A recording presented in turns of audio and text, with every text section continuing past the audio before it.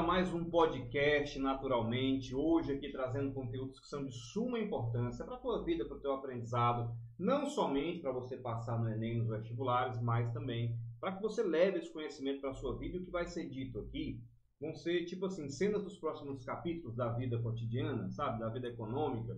E hoje aqui com a gente, nesse bate-papo descontraído, café, água aqui, né? Estamos em casa, professor Adriano e o professor Allen Serra. Então, vamos lá, aquele seu boa noite, né? Saudação. Boa noite, saudações aí para todos. Obrigado pelo convite, professor João Paulo. É uma honra estar com você e com o professor Allen. A honra é nossa de ter aqui. Falando sobre temáticas que vão impactar nos nossos próximos anos, né? Até porque, numa perspectiva mais holística, a gente tem que ter esse debate transdisciplinar para tentar achar alguns pontos de convergência, né? Em assuntos que são relevantes para a manutenção da espécie humana, dentre outras espécies que nós temos no nosso planeta. Então, hoje, a gente vai debater coisas bem importantes.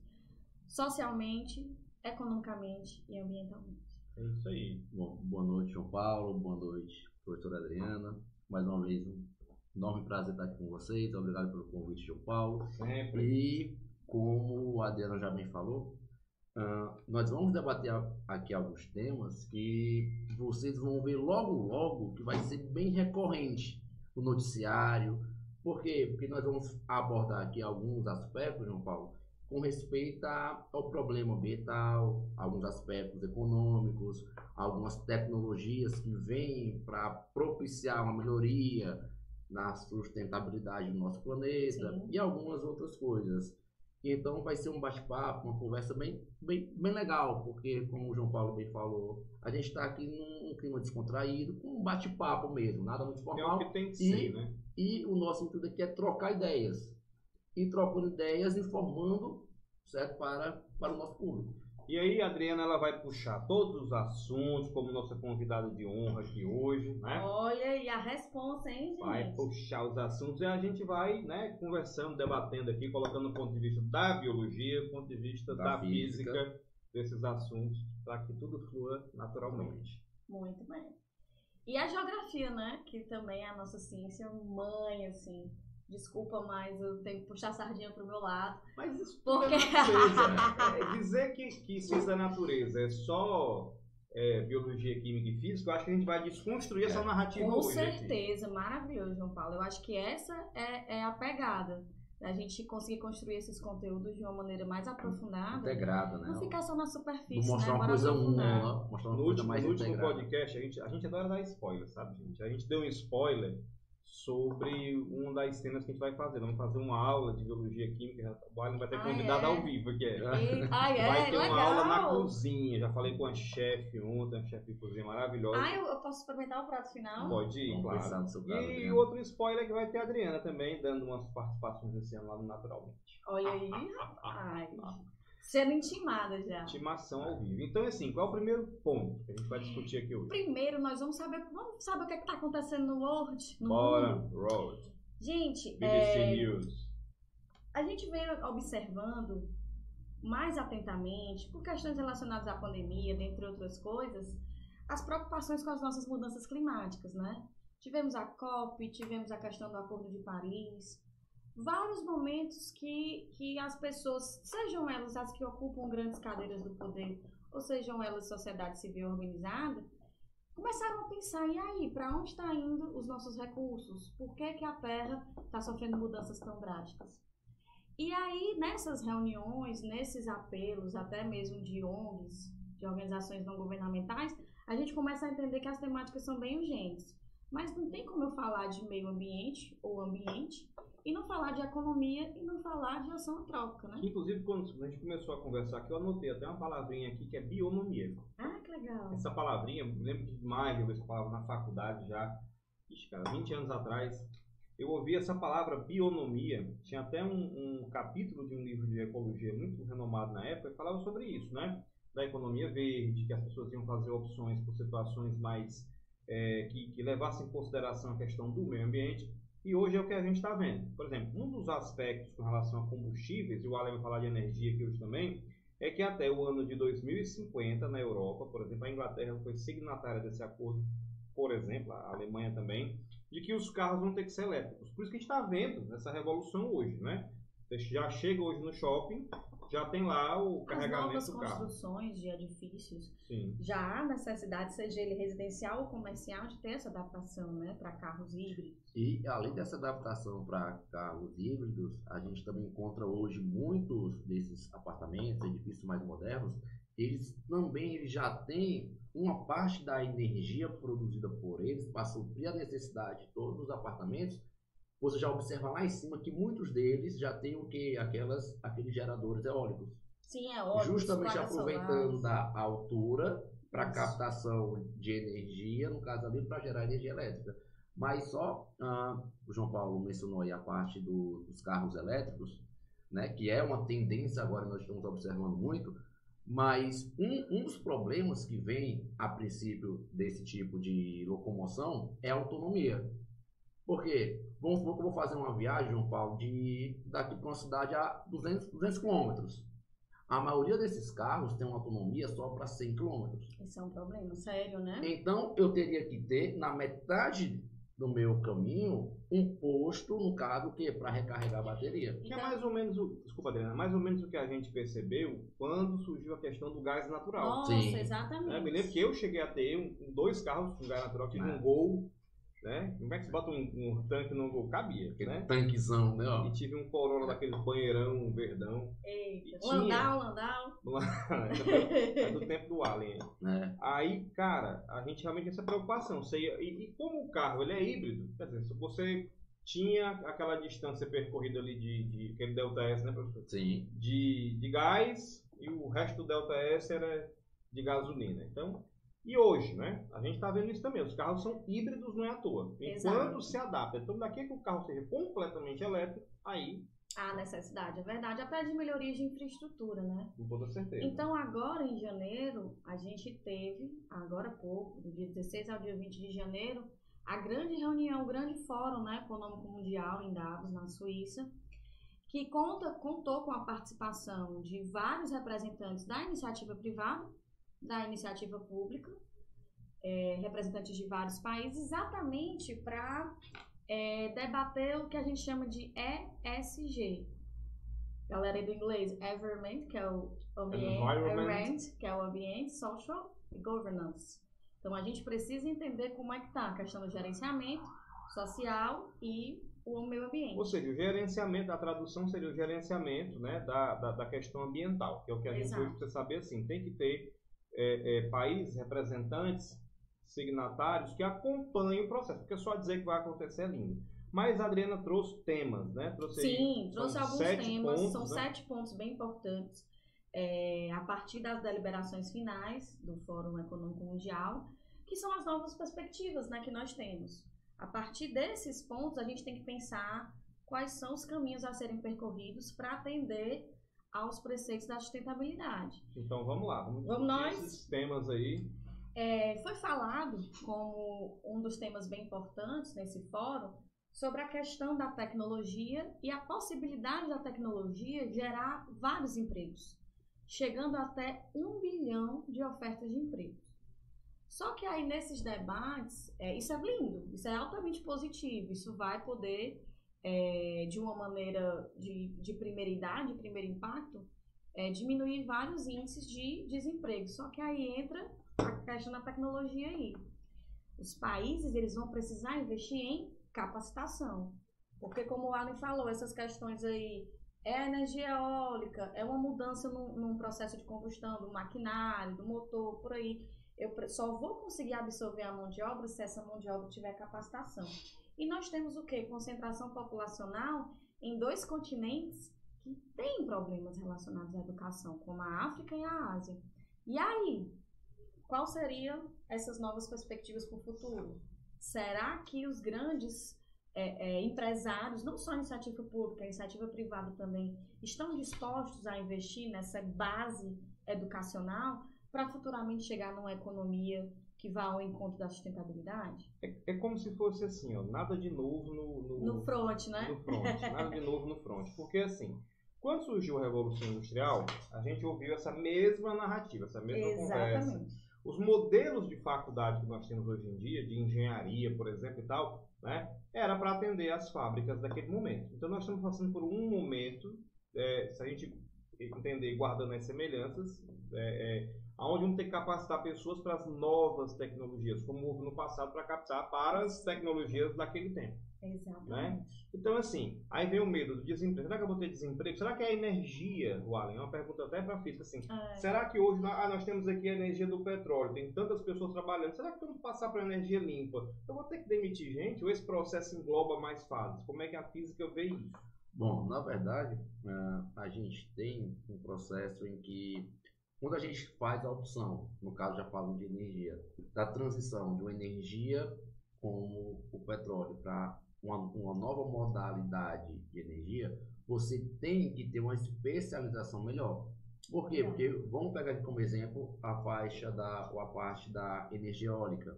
Você tem que contratar pessoas que estejam aptas com o processo de geração de energia através do quê? De um rotor. Ou você tem que, pagando já a parte de energia solar, você tem que ter uma pessoa que saiba montar uma placa de silício para captação de energia. Então você não pode ter mais um profissional único que abranja muita coisa. Você tem que ter mais uma pessoa especialistas, né? Especialista. E tendo mais especialista, você acaba diminuindo a demanda para aquela função. Então tende a ser um efeito gargalo, ok? Porque você não vai ter tantos especialistas para uma determinada função, ok? Porque é algo mais restrito. Até a demanda por produção, por peça, ela sempre vem de fora. Você não tem aqui no Brasil grandes fábricas que consigam produzir as peças, por exemplo, para um gerador eólico. Então, há necessidade da gente aumentar essa demanda de fabricação de componentes que você vão precisa ter um incentivo interno. Com certeza. Não um incentivo de fora para dentro. Esse é o debate. E se a gente não tivesse incentivo, vai ter alguém que vai buscar isso, né? E vai dominar. E o ato da dominação, eu começo a aumentar o preço do produto final, a criar uma polarização. Com o advento da tecnologia em tudo, por exemplo, hoje em dia tudo é um aplicativo, né? Hoje em dia, metade de um escritório de antigamente está dentro de um celular, um scanner, um fax e tal. E com isso já está mexendo no mercado de trabalho, por exemplo, a valorização de um profissional de TI. Com certeza. No fórum foi falado isso, essa questão de quem trabalha nesse novo meio virtual, não é tão novo assim, mas hoje se faz mais necessário, são aquelas pessoas que vão ser mais valorizadas nas próximas décadas. É como se fosse uma inversão, por exemplo. Eu me lembro de quando eu fazia terceiro ano, o meu professor de karatê era educador físico. Ele dizia, cara, puxa vida, tá tão ruim o emprego para educador físico, não tem. Hoje as academias estão... Maravilhoso. Né? A TI, você diz, vai trabalhar com computador, vai trabalhar com manutenção, vai consertar computador. Hoje está faltando esse profissional. Então está havendo, na verdade, o quê? Uma mudança, né? O mercado está absorvendo mais profissionais, o pessoal que entende vai para essa área. Enfim, acredito que emprego não vai faltar. Não vai faltar, mas eu preciso investir em educação. E a gente sabe que os países em desenvolvimento e os subdesenvolvidos, que é onde a gente tem uma grande concentração de população economicamente ativa, de 14 a 59 anos, esses países, pelo menos a maioria, a educação não entra como prioridade, principalmente uma educação que vai entrar com esse processo de especialização. Então, é a partir daí que uma parceria público-privada, ou então até mesmo um compartilhamento de ações que foram eficientes e efetivas, para que isso seja um ponto positivo. Porque há dois caminhos. Ou vai ter uma grande demanda de empregos que não vai ter mão de obra para supri-los, ou então eu vou ter pessoas altamente especializadas que vão pegar essa tecnologia e alavancar cada vez mais as descobertas. E vai gerar um efeito que é aquele negócio, aquela pessoa que é detentor daquele conhecimento específico, certo? Uma vez que esse conhecimento não vai ser difundido, seja pelo próprio programa interno do governo, ou seja lá pela política pública ou privada, você vai pode... criar um cerquinho, um cerceamento. Você vai cercar e aquele que tem aquele conhecimento, ele pode pegar aquilo e montar um negócio próprio. Ele pode utilizar a favor dele aquele conhecimento. E aí a gente vai para aquela questão bem geopolítica. Conhecimento é poder. Então a gente vai concentrar o poder sem concentrar o conhecimento. Tem que difundir. E tem que difundir. Bom, esse foi o primeiro tema, né? E o segundo tema, professores do meu coração, ele tem a ver também com o que a gente está falando. Se eu estou falando de tecnologia, eu estou falando o que é que tem no cenário em relação à tecnologia. Hoje em dia nós vamos falar sobre o quê? Quando a gente fala em tecnologia de ponta. Vamos falar do processo da internet das coisas, que foi também bastante comentado. Que é o 5G, né? O 5G, a inteligência artificial, as smart cities, as smart factories. Como é que isso pode ser um aliado para o nosso crescimento e desenvolvimento sustentável? Agora é aquele negócio, aquela faca de dois gumes. Porque eu estava assim, né? eu estava agora com um ambiente em que um professor comentou que existe esse negócio de inteligência artificial, eu esqueci o nome. Chat GPT. GPT, em que é um bate-papo, ok? Ou seja... E se eu disser para vocês que eu usei o Chat GPT para isso aqui?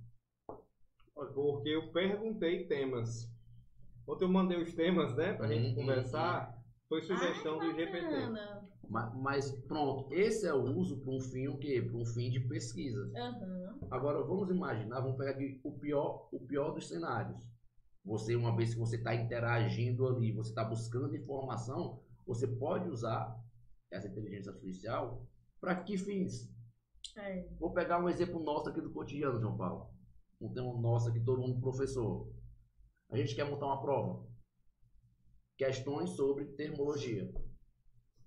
Bota lá uma lista. Questões difíceis de termologia. Tá lá a lista. Mas nos ajudou, nos ajudou? Sim. Mas o mesmo aluno, quando pegar esse TD que eu preparei de termologia, ele vai botar lá. Ele vai digitar só a primeira parte do enunciado. Mas que na verdade já existe para muitos, né? Não, já. Pandemia, né? O cara vai lá, digita o cabeçalho da questão no Google. O que foi o Braille, né? Meu Deus do céu. Todo mundo tirava 10. Mas deixa eu te falar uma coisa. Ainda hoje, já falando em sala de aula, ainda hoje numa sala de aula, teve uma menina que disse assim, ai meu Deus, meu caderno já tá na metade. Eu particularmente escrevo muito na lousa. Eu adoro também. Aí ela disse assim, eu vejo, quando eu tenho que dar aula depois da Adriana, eu tenho que apagar. Aí eu perguntei, gente, vocês preferem lousa ou PowerPoint? Porque na nuvem eu tenho tudo salvo, né? Lousa, todo mundo, lousa. Então assim, a interação humana... É a dimensão humana. Cara, não tem o que pague. Por exemplo, aqui no estúdio aqui, foi onde eu ministrei as aulas, na época da pandemia e tal. E o maior recurso, não dá para o público ver, mas está de trás da câmera, que é a lousa preta que tem aqui, com giz. Que é uma tecnologia, né, bem antiga. E foi o que o pessoal gostou mais. Mais os astecas, né? Dos astecas, dos incas, dos maias, né? O pessoal adorou essa questão. Então, assim, eu não acredito que a interação humana vá ser perdida por conta do chat ou da inteligência artificial de alguma maneira. Há o medo de que a gente confie tanto, como, por exemplo, entrar num carro e dizer, vá para tal colégio, e aparecer um buraco de ontem para hoje e eu não vi, o carro não percebeu. Enfim, coisas que podem acontecer. É aí que a gente tem que utilizar a inteligência artificial ao nosso favor. Esses processos de automação da inteligência artificial, eles têm que ser utilizados para a gente pegar as informações e chegar a um ponto de convergência. Eu não posso pedir que a inteligência artificial tenha essa dimensão humana, que é o que nos diferencia, o que nos faz humanos, e eu seja substituído desse processo. Esse é o grande problema. Então, nessa ideia da inteligência, da internet das coisas, da inteligência artificial, a gente tem que colocar a máquina para trabalhar em algumas esferas onde a gente não consegue chegar com a tal rapidez que se há necessidade. Então, nessa perspectiva de crescimento econômico sustentável, é a diminuição de recursos, porque se a gente for utilizar somente a dimensão humana, a gente pode fazer várias testagens com recursos materiais e isso aí tem um processo de degradação. Então é que eu brinco com os meus alunos que parece, já assistiram o Doutor Estranho? Você fica simulando cenários e depois você chega num cenário que vai ser o que vai ter menor margem de erro, menor utilização de recursos. É como uma fábrica. Uma fábrica que vai usar um tecido, uma folha de tecido. Como é que eu posso aproveitar aquela folha onde eu vá produzir menos refúgio, onde eu vá utilizar menos energia e onde eu vá otimizar minha mão de obra? Então, essa questão de pegar a inteligência das coisas, internet das coisas e a própria inteligência artificial é para aplicar no nosso ganho de tempo, na nossa economia de recursos e o nosso aproveitamento da mão de obra na questão pensante. E a velocidade das coisas. Porque Além assim, da velocidade. ontem eu estava vendo uma reportagem no no Jornal Nacional, sobre o reflorestamento de Mata Atlântica. Um dos recursos que o cara colocava lá era utilizar um drone, né, cheio de sementes, com uma cápsula especializada, tu viu isso aí? Uma cápsula especializada com todos os nutrientes para semente e tal. E aí uma pessoa, quer dizer, aquele cara que antigamente estaria com a enxada na mão trabalhando lá, Arando e tal. pronto. E aí que fica a questão do desemprego. Alguém preparou a semente, alguém programou o drone, alguém está controlando o drone. E não tinha que ter uma capacitação? Tinha. Sim. E aí foi que ele falou que Especialização. onde se plantaria talvez 10 hectares, estariam plantando 500 naquele mesmo período de tempo. Tá vendo? Então, reflorestando de uma maneira mais até eficiente. E isso é utilizar a tecnologia e o conhecimento especializado para a gente ganhar tempo, que é uma coisa que a gente não tem.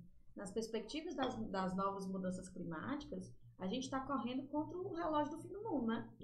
Então a gente precisa... Para anteontem. Exatamente, para anteontem. Então é nessa perspectiva que a gente tem que colocar a inteligência artificial para trabalhar para nós. E não nós ficarmos refém dela. Senão a gente pode chegar, eu gosto de usar exemplos bem da cultura pop. A gente vai chegar tipo uma Umbrella Corporation. Já pensou? A gente não pode dar poder, ninguém pode dar especialidade a quem não é especialista. Então, especialista em humanidade são os humanos. Mas o especialista, uma inteligência mais trabalhada, ela está dentro de... Eu vou aqui fazer duas perguntinhas aqui, um para cada um, para ver se... Né? Você iria para um médico 100% de inteligência artificial, abre lá o site, faltou com dor de cabeça, dor de garganta? Não, porque você não tem justamente o que? Ou entender a situação ali como humano, vamos dizer, né?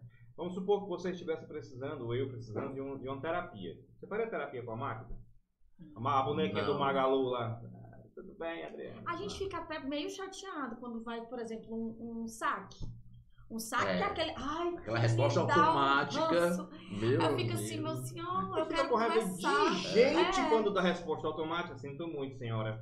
Exatamente. O meu sistema não permite. Quando a gente vai ao médico, bom exemplo, que a pessoa não tá, e aí, tá tudo bem, aquela coisa. Gente, nós somos naturalmente uma troca, né? apegados. Mas deixa eu fazer uma pergunta também, já que o João Paulo me deu uma pergunta. Mas uma vez que a Adriana comentou aqui que a gente tem que trabalhar com a inteligência a nosso favor, trabalhar pra gente. Como é que vocês acham que eu tenho a seguinte impressão: o empresário, detentor da inteligência, certo? Ele utiliza a inteligência porque ele quer minimizar os problemas, ele quer minimizar os erros. Ok? Quer queira, quer não, quando você trabalha com o humano, isso é o pensamento de um empresário, dono da parada. Dono dos meios de produção. Você tem o quê? Você tem problemas de relação.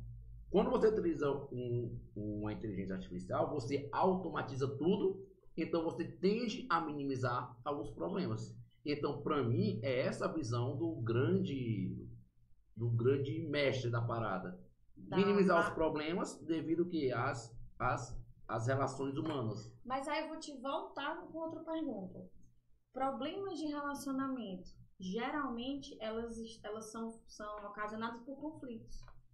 Só que a gente está tão acostumado a entender a palavra conflito como sendo algo 100% negativo. O crescimento de uma empresa, o surgimento de um grande insight, de uma grande ideia revolucionária, vem de embates, vem de conflitos. Se eu perder isso dentro da minha fábrica, eu vou pro brejo. Eu preciso disso. A gente já está nesse nosso pós-pandemia. A pandemia foi um enclausuramento que levou as pessoas a uma redução das relações interpessoais. A gente hoje está meio que nesse momento. Com os alunos a gente vê que eles estão voltando a florescer agora para as relações. Né? Verdade. Então assim, por mais que a gente tenha trabalho com processos, né, e quem trabalha com TI já passa por isso. O cara que trabalha com TI, ele já tem uma tendência do ambiente, né, do environment dele ali, para ser uma pessoa introspectiva. E está precisando de quê? De relacionamento. Então eu acredito que talvez o funil do relacionamento passe para isso. É no sentido de criar relacionamentos, não só para resolver problemas, mas para criar porque é preciso. Né? Daí é aquela política do Google de ter eventos para que as pessoas possam ficar próximas e, enfim, da relação humana surgir algo interessante. Por exemplo, o próprio podcast. Né? A gente sabe que é um movimento que cresce muito, porque são pessoas debatendo ideias, não tem aqui um chat. Eu acredito muito na questão da interação humana, né? Nada é mais legal. Por exemplo, o que é legal do podcast? A gente até esquece que tem alguma coisa gravando. Isso é ótimo. Né? A gente consegue fazer isso. Adriana, próximo ponto aí. Nosso próximo ponto, falando dessas questões aí de transformação, de uso de tecnologias, de aplicação no mercado de trabalho, o que foi também debatido bastante no fórum foi como as instituições públicas ou privadas vão lidar com a necessidade de inovação. E aí, Wally? Eu acho um ponto bem difícil de se trabalhar, Adriano, porque a gente tem muita dificuldade, apesar de aparentar que hoje o acesso à informação ele tá mais fácil, mas a grande pergunta é como ou que tipo de acesso à informação você tá tendo, no caso? Como eu aplico aquela informação, né? Não, eu acho que não seja... Nem aplicar. Chegar e aplicar. Chegar e aplicar. Ok? Por quê? Porque hoje você vê, vou pegar aqui o meu tempo. Eu tinha que fazer um trabalho da faculdade, certo? Sobre a água, tema água.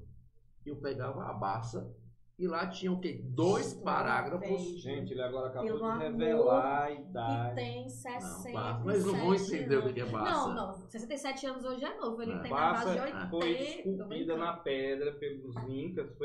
Os incas dos mais. Foi Moisés, não foi não? Talvez. Então eu tinha que pegar o quê? 2 parágrafos sobre a água, que era o que tinha de pesquisa. Era o que tinha sobre pesquisa. Ok? Então eu me Todo mundo e levava todo a mesma mundo pesquisa. fazia a mesma Senhora, pesquisa. aí era uma reprodução de discursos, né? Aí agora o que? Você, sei lá, João Paulo passa um trabalho sobre a água e suas características. Você bota no Google água, você tem todo Primeira tipo coisa de que informação. aparece: Terra, planeta. Outra a revelar a sua idade. Né? Guilherme Arantes? Meu Deus, Guilherme Arantes. Nossa, né? Valeu, ô Cheiro jovem. de naftalina. Cadê o Falou que gosta do Léo Santana aqui, né? Ó, não, eu sou do Vidis pra cá. Eu sou do Sandy Júnior pra cá. Então a pergunta é, será que o nosso público ele tá disposto a fazer isso, a aplicar aquilo? Porque eu vou pegar sempre a nossa realidade, ô João Paulo. Vamos pegar os nossos alunos. Será que eu detesto a aula de física, eu detesto o movimento uniforme? Tu acha que ele vai pesquisar sobre o movimento uniforme? Pois é aí que eu entro com uma constatação assim de desenvolvimento social. Hoje nós temos o conhecimento do mundo, digamos, aceito academicamente aqui na nossa mão, no computador, em vários pontos de acesso. A informação está muito fácil, mas como é que tu vai pegar essa informação? Nós temos, mas esse nós somos quem? Pessoas que têm um poder aquisitivo, maior. Pessoas que têm acesso a uma infraestrutura mínima do Estado, dependendo do Estado.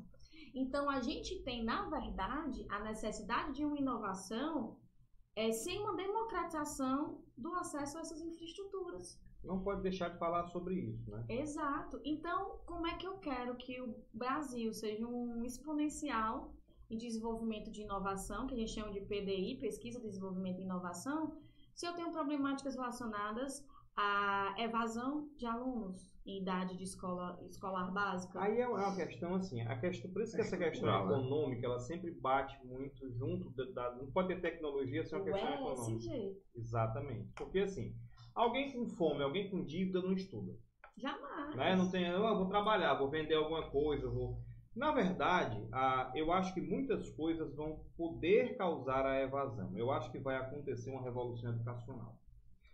Há exemplo de alguns alunos reais que eu tive do ano passado para cá, que já estão trabalhando com marketing digital e ganhando mais do que, se duvidar, mais que a gente. E aí, interesse.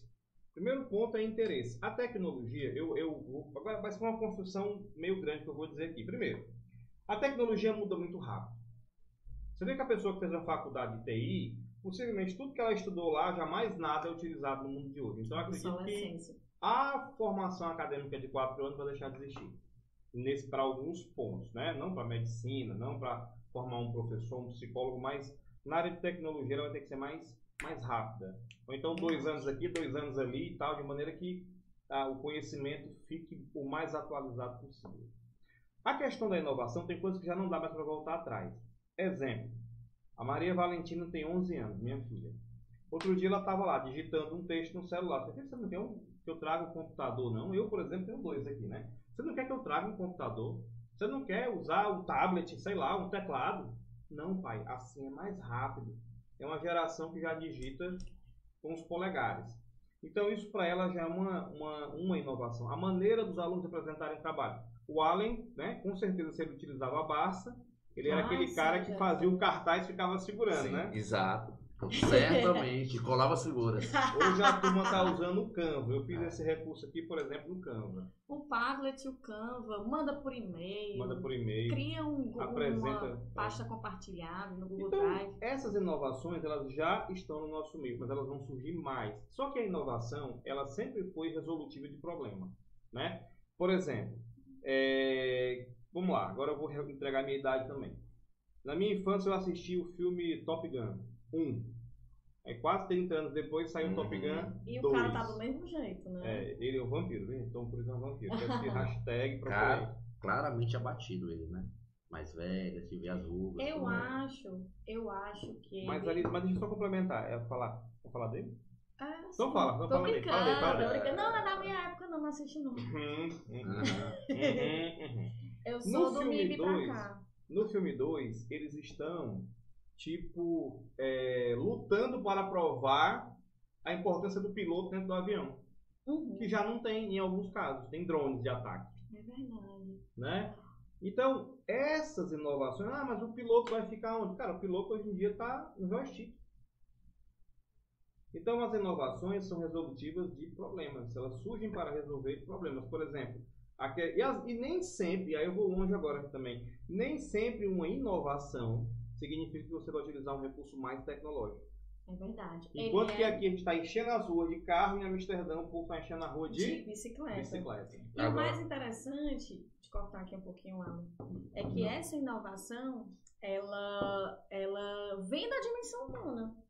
Ela vem do bate-papo, ela vem do diagnóstico de visões diferenciadas, particulares, onde a gente consegue tentar juntar o máximo de informação possível para saber como suprir a necessidade. Então tá aí a necessidade de conflito, de discussão, não uma dimensão negativa, não uma dimensão positiva. Mas deixa eu perguntar aqui. Diante disso, uma vez que nós precisamos trabalhar com essa informação, como é que vocês veem a necessidade, não sei se é por idade, dessa nossa geração sendo bem muito jovem, muito jovial, ela ter a necessidade que essa informação seja transmitida de uma maneira rápida. Hoje você não pega mais, vou pegar aqui o nosso público, com capacidade de ficar aqui sentado, absorvendo a informação, interagindo, que a informação sempre tem que passar de maneira direta. Basta você olhar as redes sociais. Onde você tem um maior engajamento ali naquelas informações do que instantâneas, certo? Que 10 segundos, 15 segundos. Então, como eu vou querer que o público que vai receber essa informação, que eu quero que se tornem especialistas, como eles vão absorver essas informações, uma vez que eu tenho necessidade desse imediatismo? Será pela idade, à medida que eles vão ficando mais... Eu digo para os meus alunos, e também tenho entregar a minha idade, não tenho uma filha de 14 anos, e eu costumo dizer que a geração mais jovem, ela tem que aprender... A minha geração, sim. Sei. Da Barça, né? Valeu. Falou o homem que usou a Barça. Valeu. Eles têm que aprender eles têm que reaprender, tem que usar o reaprender. Reaprender a escrever, reaprender a ler. Essa é uma problemática. E eu vou agora para aquela frase do Alvin Toffler, que diz assim, que o profissional do futuro é aquele que aprende, reaprende, desaprende de maneira muito fácil. Porque, inclusive, eu lancei um curso, esse curso está dentro do Naturalmente, né? É lançado para o público externo, mas está dentro. aprenda para aprender. Uma coisa Um maravilhosa. curso para Aprenda a aprender, aprender, que né? é o EPA, né? Estudar para aprender. O cara não está sabendo aprender. E aí o que acontece? A gente tem trazido a questão de diversas maneiras. Hoje eu fui falar, por exemplo, de uma situação, falei do nazismo, falei da Boate Kiss, uma situação, um evento que aconteceu específico em envenenamento e tal, pelo cianeto. E aí, eu acho que trazer isso já é uma tecnologia. Claro. Eu acho que, inclusive, agora sim, a gente precisa testar as tecnologias, porque aí volta a história da questão humana. Quanto menos humano for o aprendizado, parece que dificulta para eles. E eles respondem da maneira que eles querem aprender. Isso é um preceito até freiriano. Se eu distancio, se eu deixo a aprendizagem artificial e a gente não cria uma identificação, como usar uma experiência, uma situação, algo que humanize o conhecimento, Da realidade dele, ele né? não vai internalizar e não vão surgir os insights. E não vão surgir as inovações.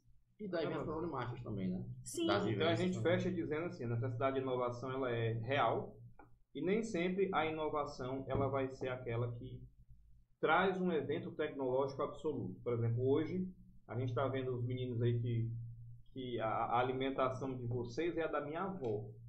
Né? A minha filha mais velha, agora eu vou entregar mais a minha idade. A minha Eita. filha mais velha de 23 anos, a Amanda, a alimentação dela basicamente é ovo, cuscuz, mamão, girimum. Quem comia isso aí? A nossa avó, cara. A Não gente é? comia todinho, chips, Sim. chili. A geração intoxicada, digamos assim. Então, nem sempre é o novo do novo.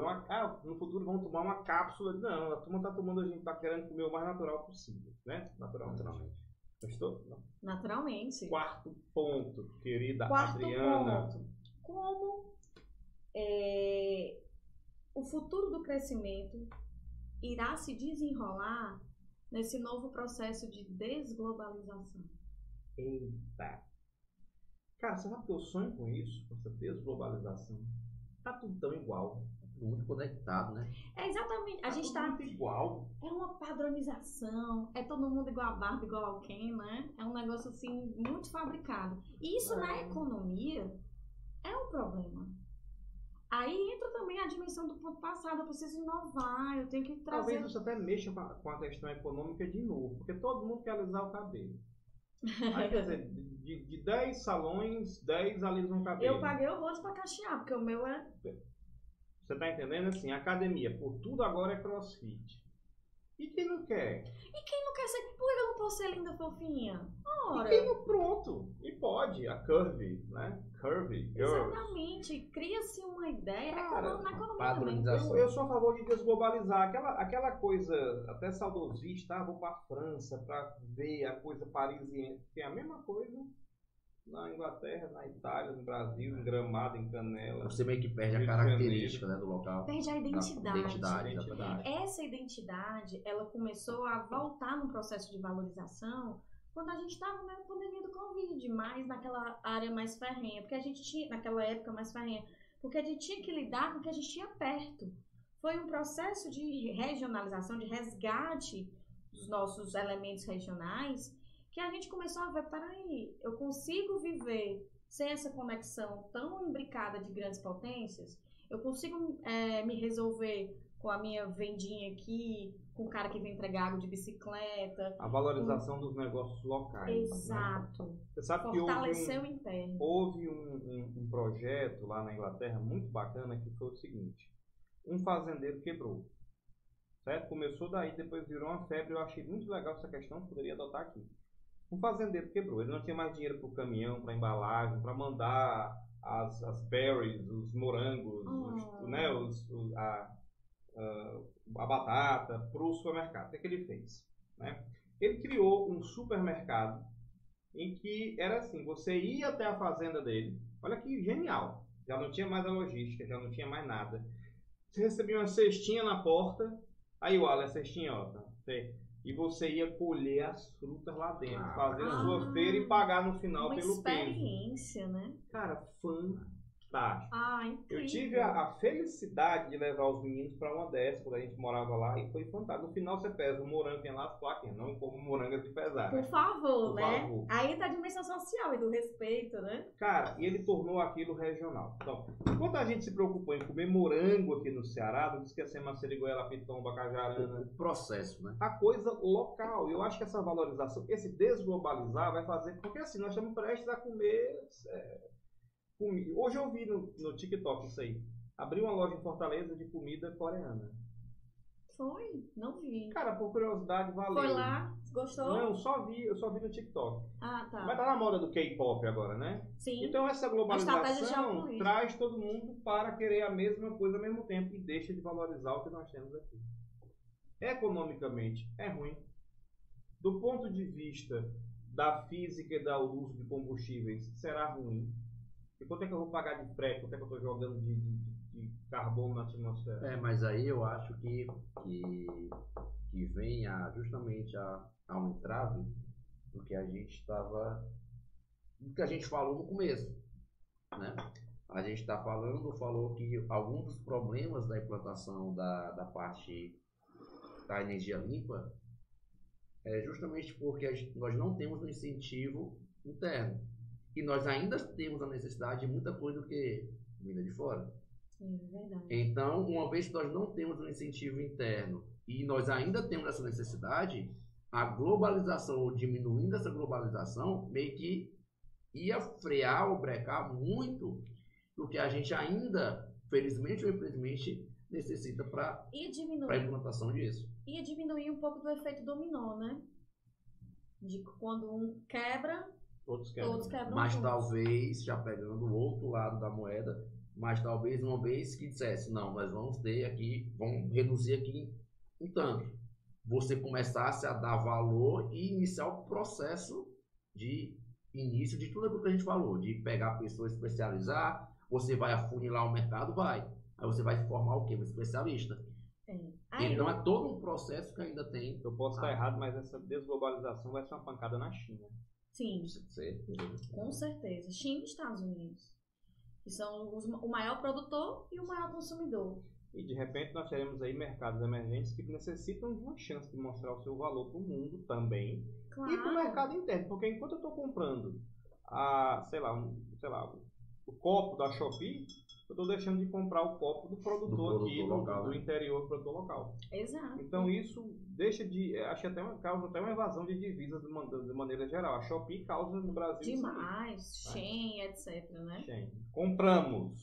Não, eu não. Eu compro. Eu tenho que confessar. Boa parte do estúdio eu tenho, assim, até agora, né? Não me aventurei, mas não condeno. Mas realmente essa desglobalização, se ela for feita de um ponto de vista de fortalecimento do mercado interno, ela é positiva. Com toda certeza. Mas também, como o Alan falou, pode ser um faca de dois gumes. Você criar um processo de fechamento tão intenso que você possa gerar... O fechamento acho que já não tem mais como, né? Já não seria legal. Mas dependendo de como se conduz, é toda aquela coisa. Você tem que saber dosar. Dependendo de como se conduza, você pode criar intolerâncias, outras coisas que vão para o lado social. Exato. Aí é uma problemática que a gente tem que olhar pela perspectiva humana. Mas na economia, você fortalecer o seu mercado interno é o começo de fortalecer o Estado Nacional. Isso é fato. Sim. Como tudo, prós e contras. Quinto ponto, o mais urgente, ao meu ver, e o mais polêmico, mudanças climáticas e transição verde. Essa aí vai ser muito bom pra gente falar, né, Alan? Com certeza, né? Porque olha só, a gente tem um problema, João Paulo, que é o problema nato, certo? Que é o problema do aquecimento global. Em que você está, de alguma forma, certo? Falando biologicamente, você está acabando ou destruindo alguns habitats de alguns seres vivos. Porque uma vez que você aumenta a temperatura, vamos pegar aqui o tópico temperatura. Aumentou a temperatura, você aumenta a temperatura dos oceanos, aqueles peixes que estavam adaptados àquela temperatura acabam não estando mais adaptados e quem não está adaptado acaba Morreu, migra. E os que sobrevivem acabam que se reproduzindo e passam daquela característica o quê? Para os seus descendentes. Então, a gente conversou até isso um dia, né? Falando sobre esses processos de mudanças, mas que para que essas mudanças possam, como você falou, passar algumas características que sejam mais resistentes, a gente vai ter que contar com um processo de evolução que é uma taxa muito menor do que o processo de extinção. E as mudanças climáticas aumentam ainda mais essa questão da extinção. Até porque, quando a gente pega esse processo de... O Paulo pode falar até melhor que eu, esse processo de... ele é biólogo, né? Esqueci. Adaptação. O processo de adaptação é um processo de seleção natural mesmo. Sim. Os mais resistentes àquela condição, no caso da gente, o que temperatura média aumentando o que 1 grau, a tendência é que o que nesses 100 anos que nós temos aumentar o que 2 graus, que já causa um prejuízo gigantesco. Eles vão que sobreviver, e os que sobrevivem acabam se reproduzindo e passam as características. Inclusive, não tem mais a biologia não está mais só com medo do que é perdido, mas do que é que volta à vida. Nossa, é verdade. Existem bactérias que a gente não sabe há quanto tempo estão, digamos, congeladas, que podem voltar à vida. E esse voltar à vida pode levar ao surgimento de doenças que até então nós desconhecemos, né? Isso. E só deixando bem claro que o processo de seleção, ele já ocorreu desde o começo da formação da Terra, em que você não tinha... Não vai deixar de ter. Em que você não tinha a quantidade suficiente de oxigênio, ou o oxigênio antes era tóxico, porque você tinha uma quantidade muito elevada de gás carbônico lá na formação da Terra. Então você tinha o que ali? O holocausto do oxigênio. Alguns seres que sobreviviam com a presença do gás carbônico. Então, isso tudo, se a gente pegar, por exemplo, assim, alguns países têm uma situação mais delicada. Vocês já estão certamente acostumados com variações e calor e aumento de temperatura. Pegar uma floresta tropical, ela vai encarar aquilo de uma maneira não positiva, mas menos negativa do que países temperados, aquilo que está envolvido na taiga, tundra, e aí a Adriana vai falar isso melhor. Porque você vai ter... Tem uma frase do cara do meio ambiente, o cara da verdade inconveniente, o ex-presidente, Al Gore, ex-vice-presidente, que ele diz assim, quanto mais quente, mais quente. Então o derretimento do gelo, cara, o solo ao invés de branco está ficando preto, que é a cor do solo, né? Escuro.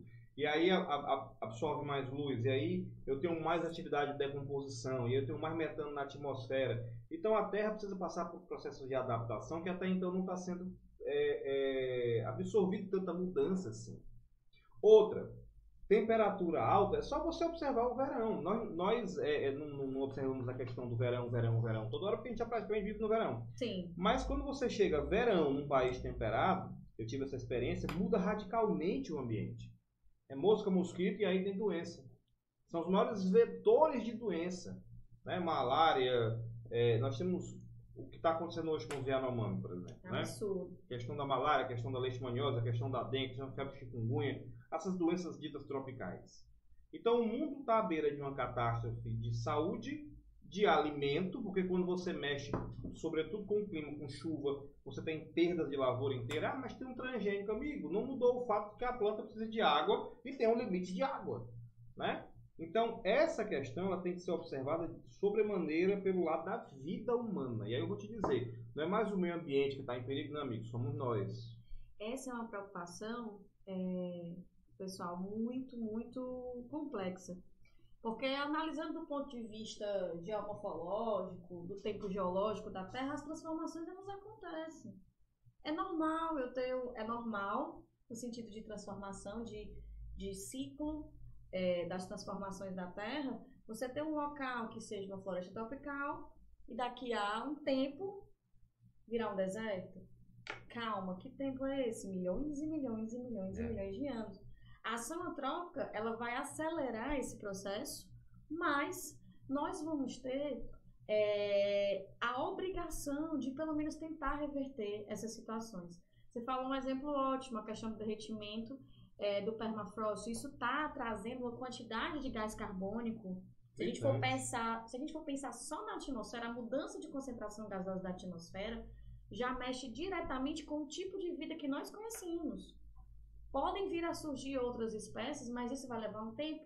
vai ter um processo de extinção em massa, vou ter uma quebra de equilíbrio sedimentológico, por exemplo, se eu tiver o derretimento das geleiras. Sinergia, né, dos biomas. Sim, e se eu tiver o derretimento das geleiras cada vez mais acelerado, eu vou injetar mais água nos oceanos, eu vou mudar a concentração de salinidade, só nisso aí eu já destruo vários ecossistemas, eu vou mudar o processo de transporte de sedimentos, eu mudo a minha faixa de praia, eu vou acabar perdendo terras emersas. Tudo isso eu estou falando só pontos bem específicos. São pontos que eu estou anotando para o próximo podcast. Mas esse processo, ele é muito mais profundo. Você falou bem essa questão do solo ficar mais escuro. Se eu perco a camada de neve no meu solo, principalmente na parte mais setentrional, em altas latitudes, acima de 66 graus norte ou sul, o que é que vai acontecer? Eu vou absorver mais calor e eu vou perder o meu albedo, a minha taxa de reflexão. Exatamente. E isso aí vai mexer diretamente com o meu processo de absorção de calor na minha camada mais externa, que é positivo. Graças a Deus que tem o efeito estufa, senão não tinha vida. Sim. Mas ele tem que ser equilibrado. E só para contribuir com o que a Adriana falou, ela disse que quando você perde a camada branca da neve, o que é que está ocorrendo ali? Se a gente falar fisicamente, modéstia à parte, né? Fale. Se a gente puder falar fisicamente aqui, o branco, ele tem como característica, certo, a reflexão da luz. Exato. Então, uma vez que o gelo está derretendo devido às altas temperaturas, o que é que vai acontecer? Esse gelo vai escoar, ok? O que é que vai acontecer? Aquela luz, aquela radiação que era refletida, o que é que vai acontecer com ela? Ela vai ser absorvida o quê? Pela Terra. E a consequência dessa absorção é que você aumenta a temperatura daquele microclima daquela região. E um detalhe, além de aumentar a temperatura, vou pegar o gancho aqui do João Paulo, o que tiver, não vai ter aquelas sementinhas cheias de nutrientes, bonitinha, tecnológica, não. A gente vai perder um drone, até o processo de florescimento de algumas espécies. Eu vou queimar, vou tostar possíveis formações de vida e eu vou perder biodiversidade. Porque semente sem água não adianta, né? Exato, e com alta temperatura. Mexer na questão dos ciclos da chuva. Total. Pequenas coisas, como por exemplo a questão do barramento de vento e mexer no clima e microclima. Sim. A última casa da beira-mar de Fortaleza vai cair. Eu vi. E o prédio tem, cara, alguns, não me lembro agora quantos, mas tem alguns metros acima. Esse é um prédio enorme. Imenso. Isso aí. Então, quer dizer, vá na praia de João Pessoa, você vai ver que não foi aprovado esse tipo de aberração. Isso aí só mostra como a gente tem uma deficiência também nas leis, né? De proteção ambiental. Totalmente. E aí... Que é um outro tema ótimo. É outro tema. Leis, já pensei até na pessoa, chamava João Pedro aqui. Agora, ó. Leis de proteção ambiental. Agora o João Paulo falou aí no ciclo das nuvens, da chuva. Os poluentes que estão sendo lançados, até mesmo o gás carbônico, eles são partículas que influem diretamente na formação das nuvens. Sim. Que eu tive a oportunidade de trabalhar um tempo nesse processo da FUNSEMI, não sei o quê, na tempo de faculdade. Então a gente vê que algumas partículas de poeira, de sujeira, são chamadas de aerosóis. E esses aerosóis, eles têm duas funções. Primeira função, eles conseguem absorver e dispersar a radiação. Então, eles também fazem o papel de filtrar parte da energia que chega à Terra e devolver parte dela. E a segunda função é que elas influem diretamente no processo de formação das nuvens. Uma vez que a umidade, ela precisa desses aerossóis, dessas partículas, para que você forme a gota da chuva. Exato. Que é a partir da gota da chuva que você tem a formação da nuvem. Então, e de vida, os fungos também, ao liberar substâncias e esporos, eles estão ajudando a condensar a chuva. E o mais interessante... Aí sem fungo chove como? Sem alga chove como? E se eu mudo a concentração atmosférica, eu vou mexer também com a questão da pressão, mexo com a questão do direcionamento dos ventos, das massas de ar. Uma vez que o vento, massa de ar é formado por uma diferença de pressão, são os efeitos da convecção. Olha como a física está envolvida em tudo, né? É a geofísica. Meu Deus. Não, a física é uma parte da geografia. Lá vai, gente. É sempre a briga, tu viu, sabe gente? que a Adriana é frustrada porque ela queria ser físico, né? Bióloga, aí foi pra geografia, tudo bem, te perdoa. Sei. Tudo bem, Adriana, tá certo. Tá bem. O Darwin também era assim, ele era mais jovem. Tá certo. Tem um livro que eu gosto muito que se chama A Caixa Preta de Darwin. Não sei se você já leu. Desse livro, ele fala sobre os processos bioquímicos. Foi a tentativa dela de ser bióloga. Né? Gente, eu já fiz 2 anos de química, né? Na UFC. Ela fez todas as faculdades. Olha, vai ter uma palestra sobre direcionamento de carreira com a professora Adriana. Ela tentou tudo, né? Sabe por que eu chamo ela Adriana Salete? Porque lá no Instagram é Adriana Salete. Aí quando eu leio rápido, eu leio Salete. Quem é essa Salete? Quem é essa Salete, né? Adriana Salete, de Orleans e Bragança, Jolie Pitt, Santana pelo Léo Santana e Coelho pelos meus amores, Coelhinho. Os Rabbits. E aí, nesse livro, tem uma frase que pra mim, ela é muito emblemática, porque apesar de ter toda aquela construção, eu falei isso com o João Paulo até uma vez, aquela construção dos compostos complexos de vida, né, os organismos, mas tudo parte de um planejamento para que aquele ser vivo seja o mais eficiente possível. Então, tem uma frase desse livro que é assim: o planejamento nada mais é do que a organização intencional das partes. Então, nesse processo de mudança climática, de possíveis catástrofes biológicas e ambientais, a gente vai ter tempo da natureza se organizar, se planejar para intencionalmente criar compostos biológicos, criar organismos vivos que possam ser mais eficientes? Eu acredito que sempre essa eficiência é buscada por eles. Porque muda o clima, as condições ficam mais difíceis, haverá seleção natural. Não é que induza. O ambiente está mais difícil, agora vou ficar mais complexo. Não. Essa complexidade já existe, gerada pelas mutações e tal, e aí vem a seleção. O problema é que, né? Vamos lá. Enquanto a natureza ela sobrevive, né? Parafraseando a música do Padre Fábio, a vida sobreviverá, né? Sempre. Eu não sei se eu vou ter nesse meio tempo aí se o ser humano está vivo, se a população aumentou ou diminuiu, né? Porque assim, nós conseguimos corrigir o curso da frase do Malthus, que a população humana cresce em progressão geométrica e alimentação em PA.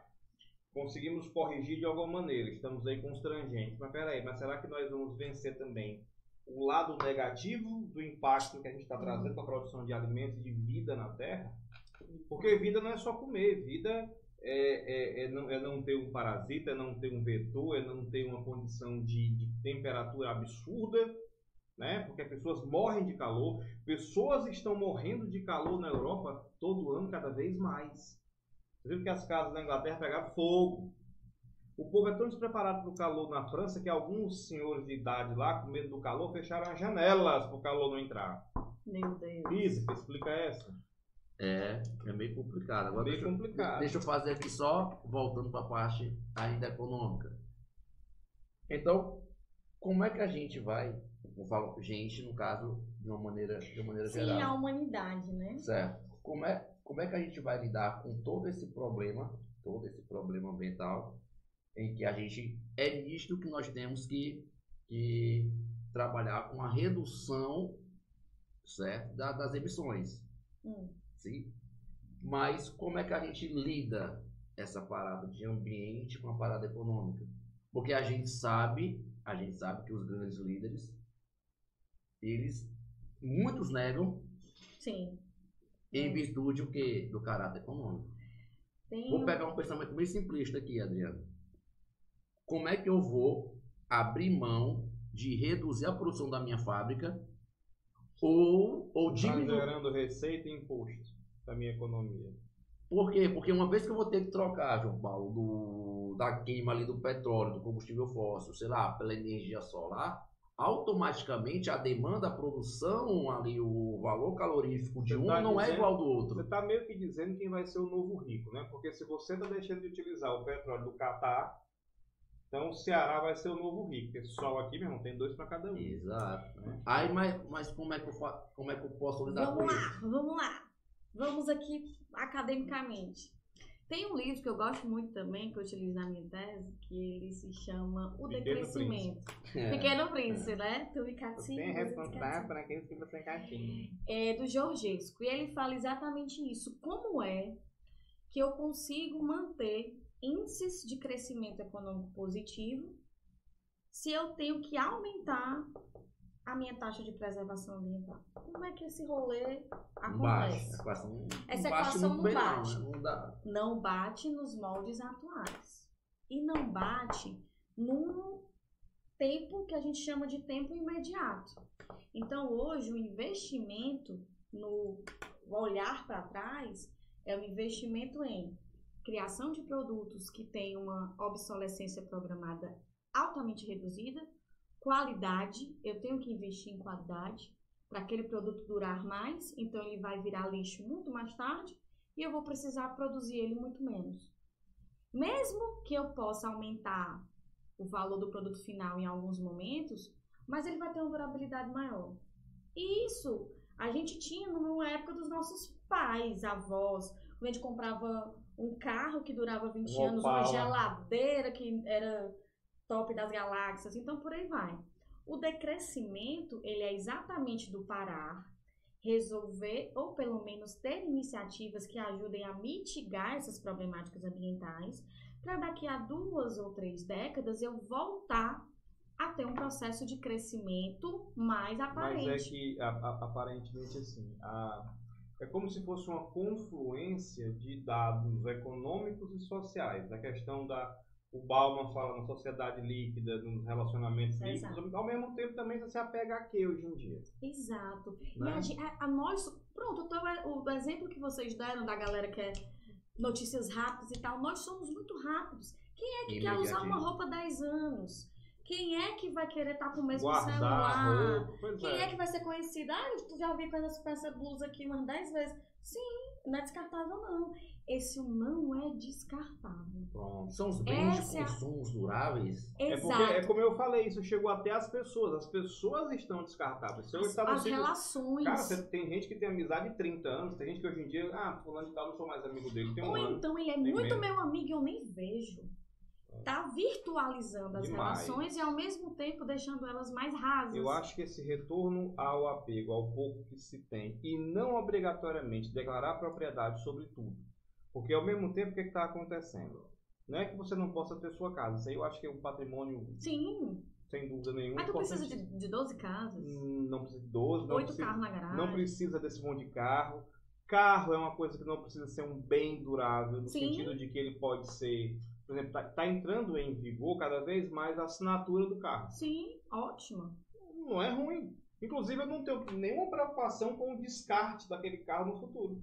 Exato. E ele sai de uma função para outra. Ele sai de um primeiro aluguel como assinatura, vai ser um carro de aluguel para turismo. Então, essa nova modalidade de utilização das coisas, a nova forma de utilização das coisas, isso encanta. Porque, de um outro ponto de vista, democratiza o acesso. E aí é uma saída... Tirando o efeito Brasil, né? Óbvio. E aí é uma das saídas é trabalhar com essa questão da reutilização. O decrescimento, ele é necessário porque nós deixamos chegar a um ponto emergencial. Sim. Na hora que esse ponto ele começar a ver certos tipos de resposta positiva, a gente pode pensar em outras matrizes produtivas. Mas no momento atual a gente precisa pensar nesse contexto. E aí vem outras perspectivas econômicas, como o upciclo, como a economia circular, a economia criativa, que também foram pautas do fórum, mas que ao mesmo tempo é muito discurso e falta aplicação, falta execução da coisa. Porque aí é como além disso, os parte detentores... primeiramente da educação e da conscientização, né? Porque, Exato. Assim, essa questão de tornar um bem cíclico, ele é muito importante. Demais. Os países mais desenvolvidos já fazem isso de alguma maneira. Porque você tem, por exemplo, nos Estados Unidos tem aquelas doações, tem aquela história de colocar na calçada, alguém vai utilizar aquilo. Na Inglaterra, por exemplo, tem muito a história das charities, né? Você tem roupas... Garage sale, né? Tem o garage sale, tem o boot sale, que eles falam muito. O boot sale eles fazem a feira de porta-mala. Eles se encontram para trocar. O que já acaba gerando até uma atividade para os aposentados. Se a gente feira for pegar, de garagem, legal, né? Década de 70, a galera herdava e achava lindo roupas de vó. Tinha a questão do enxoval, aquela questão da herança, tinha um apego pelo reutilizar sentimental, relações humanas cada vez mais profundas. Agora, tu tá repetindo essa blusa, coitado, Isso fracasso. é uma bobagem tão grande que a gente só percebe Exato. mais na frente. Adriana, vamos só citar, tá? Já tá, bicho, porque se deixar, a gente vai falando aqui Se até deixar amanhã, vai, né? a gente já tá indo com... Eu olho pra cá, gente, sabe o que tanto olha pra cá? Porque o controle do podcast é aqui e o relógio já tá em 1h10. Nossa! E aí, passa rápido, né, cara? Nossa, quando tá bom, passa rápido, Passa né? rápido. Quais são os outros temas? E aí a gente citando, já deixa Sim. para um próximo, né? Os outros 2 pontos, tá faltando o 6 e o 7, além de falar dessa questão das mudanças climáticas, das transições que a gente vai ter que passar pelos processos produtivos, que foi o que o Alan já falou, mudanças de estrutura produtiva. E também a preocupação, que é o último ponto, com o processo de virtualização exagerada. Essa virtualização, ela vai passar principalmente pelo sistema financeiro. Hoje em dia, a gente está tendo o quê? O dinheiro, os nossos investimentos, ações, tudo está no nosso cyberespaço. Mas daí aparecem outras preocupações, como os hackers, como vazamento de informações. Os ladrões mudaram de lugar, né? Então, além da gente passar por guerras geopolíticas físicas, como é o caso que a gente está vivendo da Rússia e Ucrânia, a gente corre o risco, e até já acontece de maneiras mais localizadas, da cyberguerra. Cara, mas já tem sequestro pago com criptomoeda. Que é isso, velho. O ladrão se reinventa muito, cara. E no fórum que são empresários também, que trabalham esse sistema, o dinheiro deles está todo empregado nesse mundo virtual. Como utilizá-lo ao meu favor, mas não ficar vulnerável? Achei fantástico esses temas, porque assim, esses 2 temas... O tema 5 já dá uma aula, tá? Não é, não? O aquecimento global, efeito estufa, mudança de ambiente, já dá uma aula. Os temas 6 e 7 já vai dar outro podcast. Eu já estou até pensando aqui numa outra pessoa para participar também, que não é das nossas áreas aqui. No final, com a gente certeza. combina, tá? Então, gente, esse foi o nosso podcast, né? Falando sobre tudo isso que você viu, que foi muita coisa. Muita coisa. Como diria um professor de história amigo meu, Mariana, é muito território, né? Tá? E aí a gente quer deixar claro que esse movimento é um movimento pela educação, não só dos alunos que são do Naturalmente, mas democratizar de maneira geral o ensino. Os nossos alunos das escolas que a gente já faz parte, tá? É verdade. Os nossos alunos virtuais também, porque por incrível que pareça, né, a gente tem muito aluno ali que não é físico, mas que acompanha o nosso trabalho também. Então, para todos vocês, a gente dedica essas nossas horas de trabalho, né, com muita alegria para isso, não, Alan? Ah, certeza. E mais uma vez quero agradecer aqui ao convite do João Paulo, à professora Adriana, e dizer que sempre é bom podermos falar sobre assuntos diversos, sempre com aquela preocupação que dá informação. De qualidade, né? De qualidade, e buscando sempre o que é informação para passar da melhor maneira para os nossos alunos, para os interessados, enfim, de forma natural, né? É isso aí. E sempre o que eu gosto de falar é se a gente está debatendo assuntos, está sempre atento às fontes, o que nós colocamos aqui no nosso debate, sempre relatórios internacionais que são validados pela comunidade empresarial, pela questão da política pública também, dos organismos públicos, e também, pessoal, trazer essas informações de uma maneira mais próxima. É isso que eu quero até parabenizar também o projeto que vocês encabeçam, de trazer o conhecimento para próximo de nós, não deixar naquela erudição que às vezes espanta. Não, e muitas vezes seja uma coisa prática. E muitas vezes é um tema que você vê, é um tema que quando é abordado em outras fontes, você vê, meu Deus, o que é isso? Uma linguagem formal, muito rebuscada. Não, você vê que são esse temas... é um podcast que eu creio assim, que pode ver o aluno, pode ver o pai do aluno, pode ver a mãe do aluno, pode ver. Assiste no almoço, assiste chegando em casa, lavando a louça, ajudando os pais, na esteira, belíssimos e belíssimos. E em breve a gente vai lançar também nas plataformas de streaming de podcast, de maravilha, áudio, né? Maravilha. Vai estar no Spotify em breve também. Por enquanto, no nosso canal no YouTube, tá bom? Obrigada pelo convite. Tamo junto e vai ter mais convite. Nem fuja, tá? Gente, beijo no coração. Um abraço. Tá? E a gente se vê no próximo podcast.